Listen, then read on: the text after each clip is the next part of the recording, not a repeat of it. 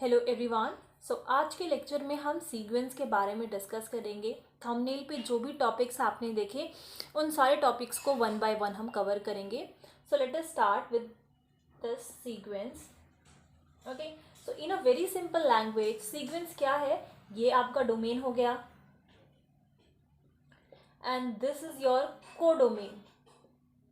Codomain जिसको हम range भी बोलते हैं। And from here to here, from domain to codomain जो आपका फंक्शन एफ चल रहा है, दिस इज योर सीक्वेंस। तो सीक्वेंस में क्या होगा कि आपका जो डोमेन है that will be a natural number, ठीक है। और कोडोमेन आपका कोई भी सेट हो सकता है, ठीक है, जो भी आपको रेंज मिल रहा है कोई भी सेट हो सकता है। So that will be a sequence. For an example like your X N is 1/n, तो where this n belongs to a natural number, ठीक है। डोमेन में क्या होता है कि जो भी आपका डोमेन है वही हम अपने फंक्शन में उसी वैल्यूज को पुट करते हैं और जो उसका आउटकम मिलता है वो हमारा कोडोमेन या रेंज के पोर्शन में चला जाता है। तो यहाँ पर ये जो n है वो नेचुरल नंबर्स में बिलोंग करेगा। जैसे ही मैं 1 पुट करूंगी तो दिस विल बी 1, 2 पुट करूंगी 1/2, 1/3, 1/4 एंड सो ऑन। इस तरीके से मुझे सीक्वेंस मिलता चला जाएगा। तो यहाँ पर आप देख सकते हैं कि इसकी रिप्रेजेंटेशन किस तरीके से हुई है। मैंने सबको जो भी बार बार नेचुरल नंबर्स डाले हैं इसमें 1 2 3, उन सबको कॉमा से सेपरेट किया है एंड एंगुलर ब्रैकेट में लिखा है। So basically this is your sequence. Sequence में क्या होता है कि आगे जो भी नंबर्स आने वाले हैं देन यू नो कि क्या होगा, 1/5, 1/6 एंड सो ऑन, ठीक है। तो इस तरीके से रिप्रेजेंट किया जाता है x1, x2, x3 and so on. और you can write it as in a curly braces xn, ठीक है। तो ये कुछ वे हैं जिस तरीके से हम सीक्वेंस को रिप्रेजेंट करते हैं। बट इफ मैं सीक्वेंस के आगे रियल लगा दूं कि रियल सीक्वेंस क्या होता है, तो then again it is very simple कि ये आपका n जो है वो डोमेन हो गया और यहाँ से यहाँ तक फंक्शन अप्लाई हो रहा है। और ये अब जो आपका कोडोमेन है वो सेट की बजाय कोई सबसेट होगा, रियल नंबर्स का सबसेट होगा, ठीक है।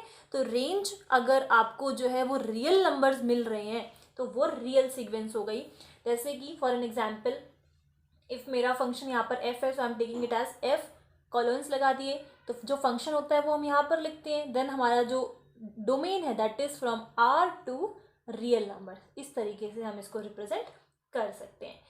सो आई होप ये दोनों बातें क्लियर हैं। काफ़ी इजी है सीक्वेंस और रियल सीक्वेंस में डिफ्रेंशिएट करना। जस्ट जो एक डिफरेंस है वो ये है कि जो आपका रेंज है सीक्वेंस के केस में कोई सा भी सेट मिल सकता है और रियल के केस में सबसेट मिलेगा कोई भी रियल नंबर्स का। Now we have a few examples. जैसा कि हमने अभी यहाँ पर नंबर 1 देखा कि xn is equals to 1/n है, where n belongs to a natural number. In a same way we can say that जो सिर्फ मैं रियल सीक्वेंस की बात नहीं करी, सिर्फ सीक्वेंस के एग्जाम्पल्स अभी आपको मैं दे रही हूँ कि on the basis of the range और कोडोमेन आप जज कर सकते हो कि कौन सा रियल सीक्वेंस है या फिर सीक्वेंस है। नाउ इफ आपका xn जो है वो -1 और इसकी पावर n-1 ले लेते हैं या फिर n ले लेते हैं, तो यहाँ पर आप देखोगे जो आपको जो सीक्वेंस मिलने वाला है वो कुछ इस टाइप का होगा, -1 और you can start it 1, -1 then -1 1 and so on, ठीक है। जैसे ही हम n जो है नेचुरल नंबर से हमारा बिलोंग कर रहा है, जैसे ही हम उसकी वैल्यूज़ को पुट करेंगे तो हमें एक बार 1 मिलेगा, ऑल्टरनेटिवली 1 और -1 जो है हमारा सीक्वेंस चलता जाएगा। तो ये क्या है, एक सीक्वेंस है। देन हमारे पास बहुत सारे ऐसे एग्जाम्पल्स हैं। आपको जस्ट नेचुरल नंबर्स जो है 1/1 2 3 सो ऑन पुट करना है और जो आपको इस तरीके से कॉमा सेपरेट करके आप लिख सकते हो, जो मिलेगा आपको वो एक सीक्वेंस है। देन थर्ड थिंग, हमने देखा कि सीक्वेंस क्या होता है, रियल सीक्वेंस क्या होती है। We have next range of sequence, ठीक है। तो रेंज क्या है सीक्वेंस की, जो हम यहाँ पर ये बात कर रहे थे वही है, same range of sequence, okay. तो इस एग्जाम्पल की इफ मैं बात करूं तो यहाँ पर this is my domain and this is को डोमेन। यहाँ पर आपका जो फंक्शन है वो f जा रहा है। सो मेरा जो फंक्शन है वो यही है, -1 टू द पावर n ले लिया सपोज करो मैंने, ठीक है। तो यहाँ पर मेरा जो डोमेन है वो है सेट ऑफ नेचुरल नंबर्स में 1 2 3 एंड सो ऑन करके पुट करूँगी।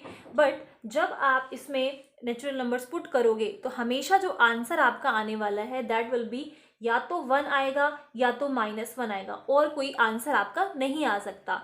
तो ये रेंज है हमारी, कोडोमेन है। तो यही सेम चीज़ हमारी रेंज ऑफ अ सीक्वेंस है कि किसी भी सीक्वेंस की किसी भी सीक्वेंस, ये क्या हमारा सीक्वेंस है, किसी भी सीक्वेंस की जो रेंज है उसके बारे में बात की जा रही है यहाँ पर।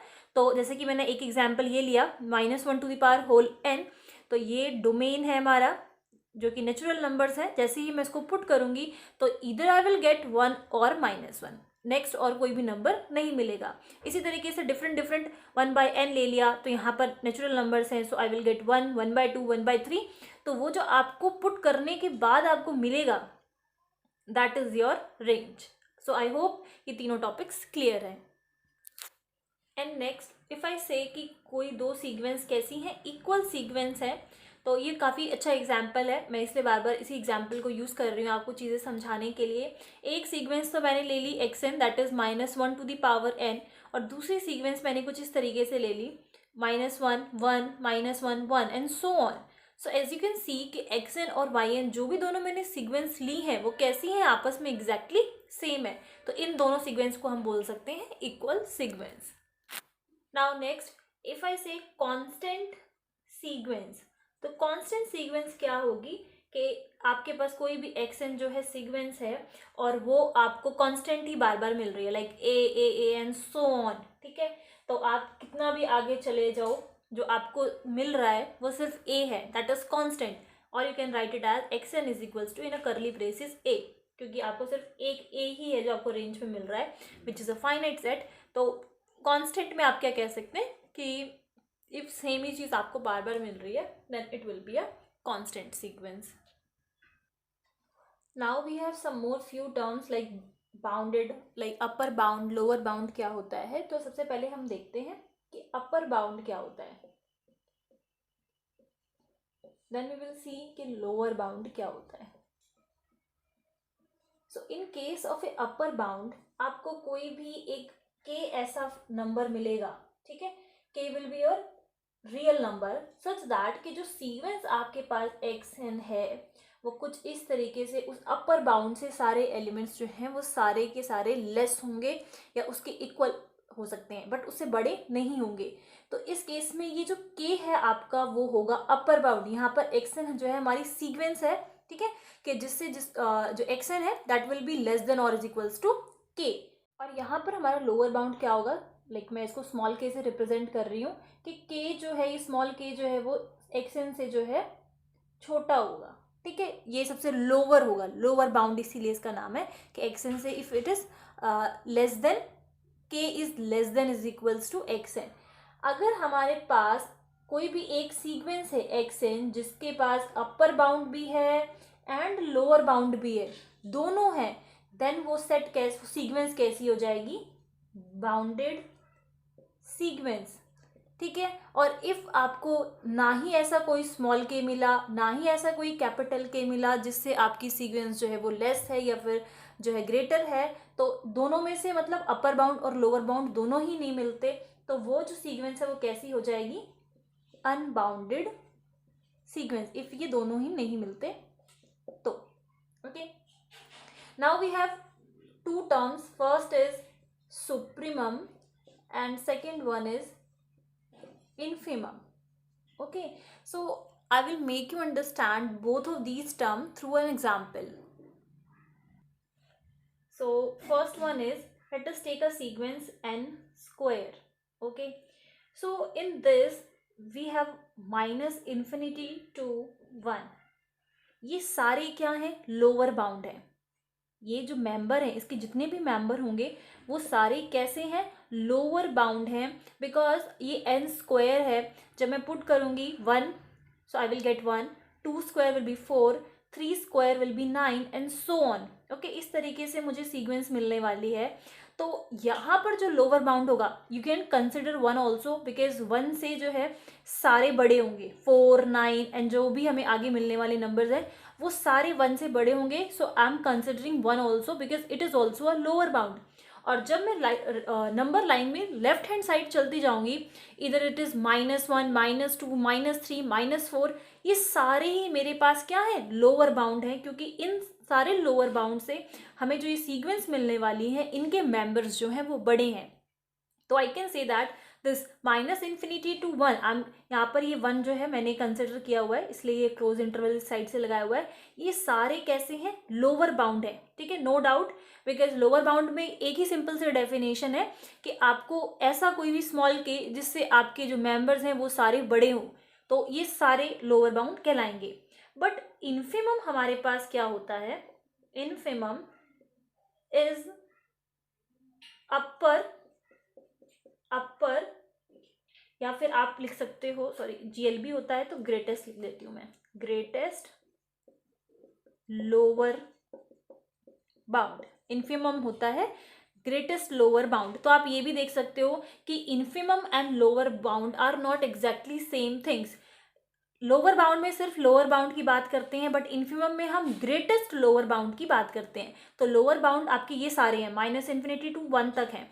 तो यहाँ पर हमें ग्रेटेस्ट लोअर बाउंड चाहिए। तो माइनस इन्फिनिटी से भी पूरे जितने भी नंबर्स उनके बीच में आ रहे हैं टिल वन, आपको क्या लगता है कि कौन सा ग्रेटेस्ट होगा? ऑफकोर्स ये वन ही होगा, ठीक है, क्योंकि अब इसमें सिर्फ हम लोअर बाउंड्स की बात कर रहे हैं, तो इसमें जितने भी और मेंबर्स मिलेंगे वो सारे जो है वो वन से छोटे होंगे। तो हमें क्या चाहिए, ग्रेटेस्ट लोअर बाउंड्स में से भी ग्रेटेस्ट चाहिए, तो वो क्या हो गया, वन। तो इस केस में जो इन्फिमम है that will B one. I hope you understand. Second हम डिस्कस कर रहे हैं सुप्रीमम के बारे में। सुप्रीमम जो है हम कुछ इस तरीके से लिखते हैं, लीस्ट अपर बाउंड। तो बिल्कुल सेम एग्जैक्टली इसी तरीके से है कि पहले हम देखते हैं कि इसका जो सेट है वो किस तरीके से होगा, इसका जो इंटरवल है अपर बाउंड का, उसमें कितने मेंबर्स हैं या कैसे कैसे मेंबर्स हैं, उसमें से सबसे लीस्ट वाला हम लेते हैं, ठीक है, तो वो होता है हमारा supremum. Like for an example, if I take a sequence -n, ये मैंने कोई सीक्वेंस ले ली।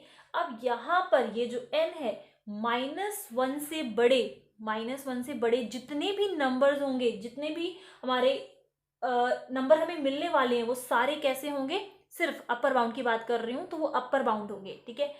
इधर आई टेक -1 -2, क्योंकि यहाँ पर पहला लेंगे हम sequence, it will be -1, then -2 -3 -4, मतलब जैसे ही हम सीक्वेंस में आगे बढ़ते चले जा रहे हैं, जो नंबर्स हैं वो और छोटे होते चले जा रहे हैं, -5 -6 -100 -1000 जो भी है, जैसे जैसे हम सीक्वेंस में आगे बढ़ते चले जा रहे हैं, नंबर्स कैसे होते जा रहे हैं, छोटे होते जा रहे हैं।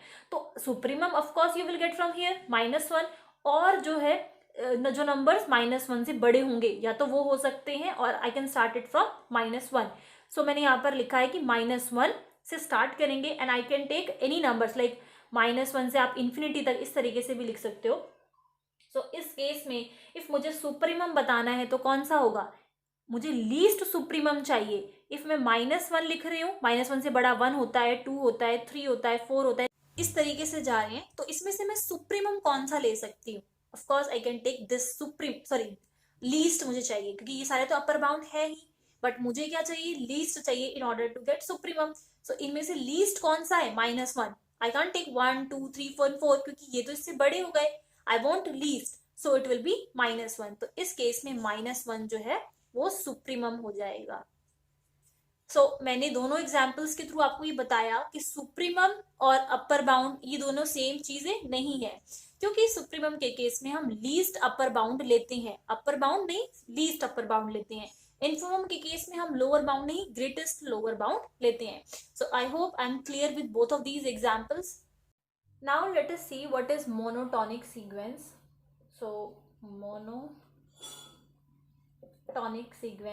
मोनोटोनिक सीक्वेंस में we can have two type of sequence. First is monotonic increasing, or you can say non decreasing, and second one is decreasing, or you can say non increasing, ठीक है, तो non लगा के opposite वाला लिख सकते हैं, इंक्रीजिंग एंड डिक्रीजिंग। बहुत ही सिंपल लैंग्वेज में हम इसको डिस्कस करेंगे। So I am taking xn and xn, ठीक है, जो nth एंड mth टर्म मुझे मिलेगा, तो इस तरीके से ले रहे हैं कि ये जो n है that is smaller than m, ठीक है, n जो है वो स्मॉलर देन m है, देन हमारा ये जो xn है that should be smaller than xm। इसका मतलब ये है, जैसे कि मैं इस तरीके की सीक्वेंस ले रही हूँ 1 2 3 4 एंड दिस, ठीक है, तो ये मेरा xn हो गया and this is my xm, ठीक है, क्योंकि nth जो टर्म है that should be smaller than m, तो इस तरीके से है। तो आप देख सकते हैं कि 3 इज लेस देन 4, सो ये मेरी कैसी है, इंक्रीजिंग सीक्वेंस है, बिकॉज आगे जो आने वाले और भी नंबर्स हैं उसमें मुझे आगे जैसे ही मैं जाती रहूँगी तो जो सीक्वेंस है वो इंक्रीज होती चली जाएगी, 3 4 5 6, ठीक है। तो एक्सएन जो है वो मुझे स्मॉलर मिल रहा है एक्सएम के केस में, but in case of decreasing जो है एन, इस कंडीशन सेम है कि एन जो है वो एन से छोटा होना चाहिए, but in this case I will gate XM is greater than XM. Like इस टाइप की सीक्वेंस मिल गई हमें, -1 -2 -3 -4 एंड सो ऑन। तो इफ़ ये मेरा एक्सएन है एंड दिस इज एक्सएम, तो यू कैन, आप देख सकते हो कि जो -3 है this is greater than XM. तो ये जो सीक्वेंस हो गई कैसी हो गई, डिक्रीजिंग सीक्वेंस हो गई, बिकॉज आगे जैसे ही हम चलते जाएंगे -5 -6 जो नंबर हमें मिलेगा वो और छोटा होता हुआ चला जाएगा। तो ये था बेसिक छोटा सा डिफरेंस इंक्रीजिंग और डिक्रीजिंग के बारे में। Next we have limit points of a sequence, ठीक है। तो जो आपका लिमिट पॉइंट का कॉन्सेप्ट है वही बिल्कुल सिमिलर कॉन्सेप्ट है इसमें भी। तो लिमिट पॉइंट पे मैं ऑलरेडी वीडियो अपलोड कर चुकी हूँ, तो आप वहाँ जाके देख सकते हैं, मैंने सारी चीज़ें डिस्कस की हुई हैं एग्जाम्पल्स के साथ। तो अभी हम सिर्फ एक एक्स्ट्रा चीज़ जो है आपको सीक्वेंस के रिस्पेक्ट में समझनी है, वो ये है। So if xn is your sequence and minus alpha, this alpha is your limit point and this is less than epsilon, where epsilon is greater than 0, a positive quantity, ठीक है। तो यहाँ पर लिमिट पॉइंट को आप किस तरीके से लिखते हैं, ये जो लिमिट पॉइंट होता है वो आप इस यहाँ पर होता है एंड ये आपकी सीक्वेंस होती है। So x n, the mod of x n minus alpha, this is less than epsilon. So ये हो गया आपका limit point of a sequence. Basically इसकी जो डेफिनेशन है वो इसी टाइप से ही है कि जो आपका अल्फा है, रियल नंबर अल्फा, इसको आप लिमिट पॉइंट कब बोलेंगे, जो आपके पास ये जो सीक्वेंस है एक्सएन, मतलब कि जो डेफिनेशन हमने लिमिट पॉइंट में डिस्कस की थी कि अल्फा इफ लिमिट पॉइंट है तो जो उसके नेबरहुड होंगे वो ऐसे इनफाइनाइट मेंबर्स जो है वो कंटेन करेंगे, जो कि एक्सएन सीक्वेंस, इस सीक्वेंस के का पार्ट होगा। ओके, सो यहाँ पर इफ आई कंटिन्यू के लाइक आपके पास आप लिख रहे हो mod z is less than 2, तो आप किस तरीके से लिखते हो, -2 then z this is less than 2, ये होती है हमारी इसकी प्रॉपर्टी। तो यहाँ पर भी वही हम सेम चीज़ अप्लाई करेंगे। So I will get minus epsilon, ठीक है, इसको एक बार पॉजिटिव में लेंगे एक बार नेगेटिव में लेंगे, दिस इज दिस, यहाँ पर आ जाएगा आपका X N minus alpha and this is less than epsilon. तो यहाँ पर मुझे निकालना है इस एक्सएन के रिस्पेक्ट में, सो ये मुझे हटाना है, ठीक है, माइनस अल्फा हटाना है। तो मैं क्या कर दूंगी, पॉजिटिव प्लस अल्फा कर देते हैं, तो यहाँ पर हो जाएगा plus alpha X N minus alpha, plus alpha will get cancel, इस तरीके से हट जाएगा एंड एप्सिलॉन प्लस अल्फा यहाँ पर भी आ जाएगा। तो मैं ये इसको यहाँ से हटा देती हूँ and this will be less than plus alpha, ठीक है। तो जब हम नेबरहुड लेते हैं, this is alpha minus epsilon, this is alpha plus epsilon. So आप देखेंगे कि ये जो एक्सएन है ये इससे बड़ा है और इससे छोटा है, दिस इम्प्लाइज दैट यहाँ पर जो मुझे एक्स नॉट मिलेगा, इसका कोई भी एलिमेंट जो मुझे मिलने वाले हैं, दैट विल बिलोंग्स टू इन दोनों इंटरवल के बीच में मिलेगा, क्योंकि आप देख सकते हैं कि इस क्वांटिटी से बड़ा है इस क्वांटिटी से छोटा है, तो जो एलिमेंट्स होंगे वो इसमें बिलोंग कर जाएंगे। सो अल्फा माइनस एप्सिलॉन और अल्फा प्लस एप्सिलॉन, इसमें मुझे जो है इसके इनके जो ये नेबरहुड है, इस अल्फा का जो नेबरहुड है उसमें मुझे इनफाइनाइट मेंबर्स मिलेंगे, किसके, इसके। So this is a limit point. बहुत सारे एग्जाम्पल्स के थ्रू मैंने डिस्कस किया है अपनी लास्ट वीडियो में, तो आप लोग वो देख सकते हैं। एंड जो मैंने बोल्जानोस-वीयस्ट्रास थ्योरम डिस्कस की है with respect to the limit point, यही सेम कॉन्सेप्ट उसका भी है, कुछ भी चेंजमेंट नहीं है उसमें भी। हम लिमिट पॉइंट के बारे में बात करते हैं कि कोई भी सेट जो है वो बाउंडेड है तो उसका कोई ना कोई हमें एक लिमिट पॉइंट तो मिलेगा ही मिलेगा। बट अब यहाँ पर हम सेट की बात ना करके सीक्वेंस की बात करते हैं, that every bounded sequence has at least one limit point. वो तो वही सेम कॉन्सेप्ट है उसका भी, जो कि मैंने अभी लास्ट टू लास्ट वीडियो में डिस्कस किया था। Now next topic is convergent sequence. Okay, so in convergent sequence, if मेरे पास ये एक sequence है xn और ये sequence convergent कब होगी, if मैं लिमिट अप्लाई करती हूँ इस पे and this tends to infinity, and X N is equals to L, if मुझे कोई यहाँ पर एल जो है मेरे को कोई फाइनाइट वैल्यू मिल जाए, ठीक है, फाइनाइट है. So this implies that double headed arrow कि यहाँ पर जो एक्स एन है वो कन्वर्जेंट होगा. Okay, so if X N convergent है तो आप जब उस पर लिमिट अप्लाई करोगे N tends to infinity, you will get L which is finite. And if you get this condition so you can say that K convergent है, ठीक है. तो वाइस वर्सा है, इफ ये है तो ये कंडीशन होल्ड कर रहा है, इफ ये है तो आप बोल सकते हो कि वो कन्वर्जेंट है. We have an example. So x N is equals to 2 की power n square plus v1 minus 1, ठीक है. तो ये जो है वो 1 पे कन्वर्ज कर रहा है, या फिर आप कह सकते हो कि l जो है वो 1 के इक्वल आ रहा है इफ मैं लिमिट पुट करती हूँ. तो आपको यहाँ पर क्या करना है, you have to make sure कि आपके न्यूमरेटर में n ना हो, अदरवाइज इट विल, जब आप लिमिट पुट करोगे तो ये इन्फिनिटी हो जाएगा और आपको इन्फिनिटी बाय इन्फिनिटी की टर्म मिल जाएगी, इनडिटर्मिनेट टर्म मिल जाएगी. सो मैं इस n स्क्वायर को यहाँ से हटा रही हूँ. तो कैसे होगा, limit even right over here that limit n tends to infinity in this xn. So I will mention over here limit n tends to infinity. I will take n square common from both of these, numerator and denominator. So this will be 2 plus 1 by n square and n square 2 minus 1 by n square. So this and this will get cancel out and यहाँ पर limit n tends to infinity बच जाएगा. यहाँ पे बचेगा 2 plus में 1 by n square and this will be 2 minus में 1 by का n square. अब जब आप लिमिट इसमें पुट करोगे तो 1 by infinity will be 0 and same over here 1 by infinity is equals to 0, 2 by 2 and this will be 1. तो आप देख रहे हो कि यहाँ पर जब मैंने लिमिट पुट करी तो मुझे आंसर 1 मिल रहा है विच इज़ फाइनाइट. तो ये जो सीक्वेंस थी वो किस पे कन्वर्ज कर रही है, 1 पे कन्वर्ज कर रही है, ठीक है. इन अ सेम मैनर अगर मैं डाइवर्जेंट सीक्वेंस की बात करूँ तो इसमें क्या होगा कि इफ़ आप limit n tends to infinity कराते हो एक्स एन, तो वो इन्फिनिटी के इक्वल आएगी, मतलब ही कोई फाइनाइट वैल्यू नहीं होगी. सो double headed arrow this implies that कि ये जो एक्स एन है दैट विल बी डाइवर्जिंग या उसका डाइवर्जेंट नेचर होगा. तो इफ़ ये है तो आप ये बोल सकते हो, ये है तो ये होगा, ठीक है. कि अगर आप जब limit n tends to infinity कराते हो एक्स एन को तो वो इनफाइनाइट वैल्यू देता है, rather than giving a finite value it gives infinite. तो जो xn सीक्वेंस होगी वो कैसी हो जाएगी, डाइवर्जेंट हो जाएगी. और सेम अगर यहाँ पर आप प्लस माइनस दोनों लिख सकते हो कि इफ माइनस इन्फिनिटी भी आ रहा है तो भी वही सेम केस है कि xn जो है वो डाइवर्जेंट हो जाएगा. तो यहाँ पर मैं आपको जो बुक की लैंग्वेज है वो नहीं लिखकर दिखा रही कि इस तरीके से आप उसकी डेफिनेशन लिख सकते हो. मैं बस आपको बहुत ही सिंपल लैंग्वेज में ये बता रही हूँ कि क्या चीज़ें किस तरीके से होती हैं, चाहे वो सीक्वेंस है, रियल सीक्वेंस है, convergent, divergent, bounded, upper bound, lower bound, supremum, infimum. जैसे कि आपको सिर्फ उसका जो सिंपल वे है कि ये होता क्या है वो पता चल सके. और इफ़ आपको ये भी जानना है कि क्या इसकी प्रॉपर डेफिनेशन होगी तो उसके लिए मैं आपको अलग से वीडियो प्रोवाइड कर दूंगी कि उसमें किस तरीके से आपको लिखना है. बट अदर देन दैट कि इफ़ आपको सिंपल लैंग्वेज में चीज़ों को समझना है कि कैसे होगा, क्या कॉन्सेप्ट है, तो ये वीडियो आपके लिए बहुत यूज़फुल रहेगा. देन इफ़ कोई सीक्वेंस वो ना तो कन्वर्जेंट हो और ना ही डाइवर्जेंट हो तो उसके लिए जो हम वर्ड यूज़ करते हैं that is oscillatory sequence. In this case, your sequence is neither convergent nor divergent.